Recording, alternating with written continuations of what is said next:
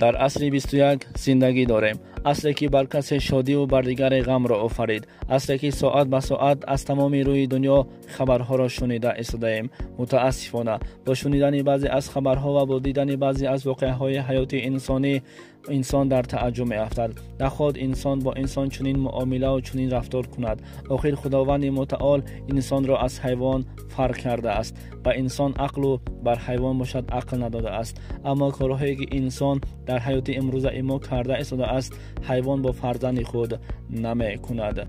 بله درست است. رسمی که شما در روی اکران می‌بینید این زن کلین یک خانواده هست که ماها در آغول یعنی که در مالخانه زندگی کرده است. از شما خواهش نوار را تا آخر با دقت تماشا کنید.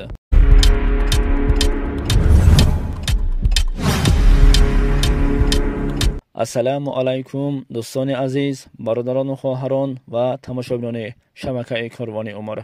امیدوارم شما خوب هستید. بر شما سلامتی خواهان هستم. دوستان عزیز، از همه شما احترامانه خواهش میکنم در زیر نوار لایک مانید و به کانال ما ابونه شوید و فکر خود را عائد آن همین موضوعی که امروز ما بر شما نقل میکنیم حتما نویسید، زیرا بر ما و بر دیگران خیلی مهم است. و دوستان فراموش نکنید که به خاطر دیگران دیدن از این خبرهای ما با خبر شدن در زیر نوار لایک مونید و اگر به کانال ما مهمان که شدید ابونه شدن را فراموش نکنید. خداوند از شما راضی باشد.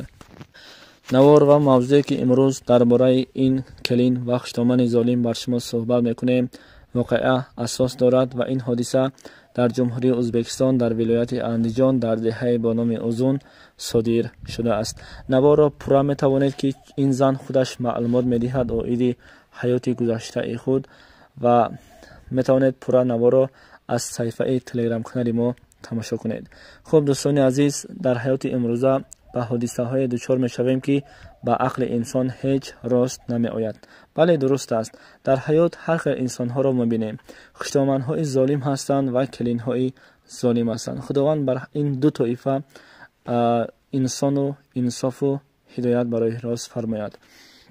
آخر کلین هم فرزند انسان است. چگونه که فرزند خود را دوست داری باید کلین خود را نیز چنین دوست داری. اما متاسفانه هست بعضی خشتامن هایی که ظلم را بر کلین خود روا میبینند.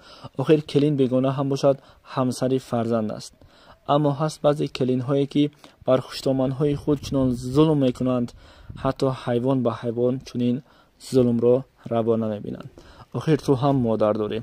این واقعه که امروز ما بر شما معلومات میدهیم کمی پر صبر باشید.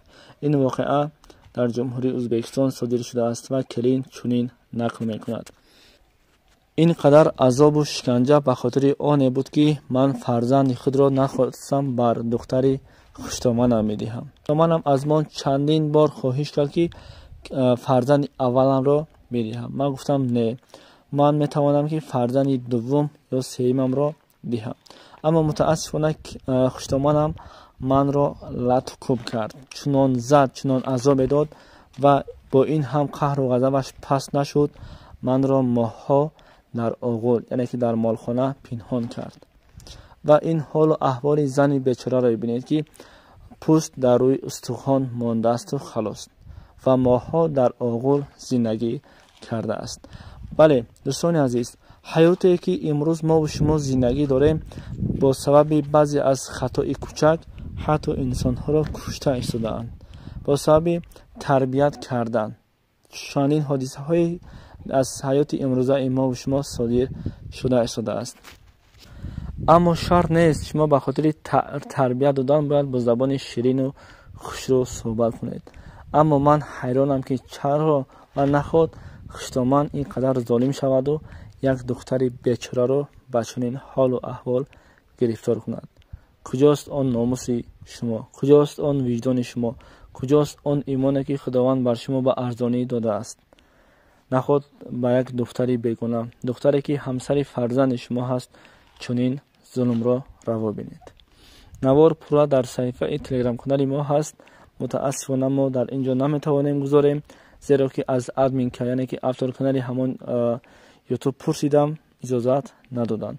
خواستم که بر شما معلوماتی پورا عائد این زن گفته که همان زن را بر شما پورا نشان دهم.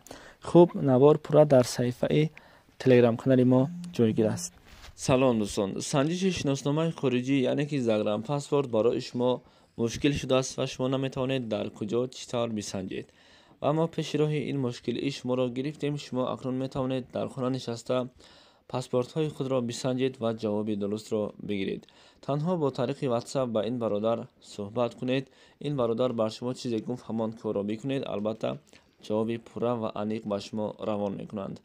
و امروزها هم ای کار را رایگان نمی شود کرد، یعنی که اینها حق کاریشان را نیز میگیرند.